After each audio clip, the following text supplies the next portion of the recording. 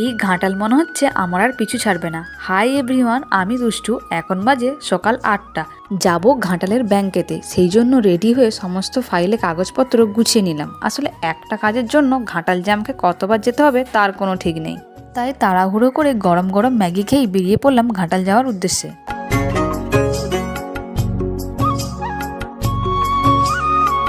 তো দেখো, আমি ইন্ডাসইন্ড ব্যাংকে চলে আসছি। এবারে যাব ভেতরে। তো ভেতরে লাইনের অবস্থা কেমন আমি জানি না, আদৌ আজকে কাজ হবে কি হবে না তারও কোনো গ্যারান্টি নেই।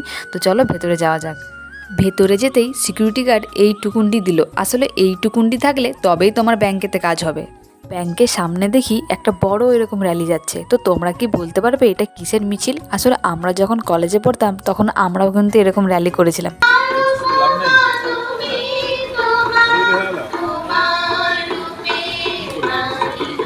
8 ঘন্টা লাইনে দাঁড়িয়ে থাকার পরে যখন মেন গেটের সামনে গিয়ে আসলাম, তখন একটু নিশ্চিন্ত হলাম যে না, তাহলে কাজটা আমার আজকে হবে। ব্যাংকেতে সমস্ত কাজ কমপ্লিট করার পরে যখন বাইরে বেরোলাম, দেখি বৃষ্টি শুরু। ওইদিকে মায়েরও ফোন আসছে, আর সন্ধেও হয়ে যাচ্ছে, বাড়ি ফিরতে হবে। কি করব? তাই বৃষ্টিকে উপেক্ষা করেই ভিজে ভিজে বৃষ্টির মধ্যেই বেরিয়ে পড়লাম সেন্ট্রালের দিকে। আসলে ওখান থেকে আমাকে বাস ধরে বাড়ি আসতে হবে।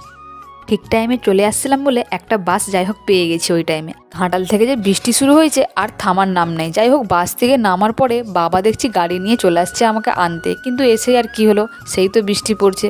বাবা বলছে এই বৃষ্টি মনে হয় আর থামবে না, কিন্তু বাড়িও যেতে হবে, কি করা যায়। বাবাকে বললাম একটু বৃষ্টি না থামলে বেরোতে পারবো না। তো যাই হোক, বৃষ্টি একটু থামার পরেই আমি আর বাবাই বেরিয়ে পড়লাম বাড়ির দিকে। আসলে এরপর বৃষ্টি শুরু হলে আর থামবে না।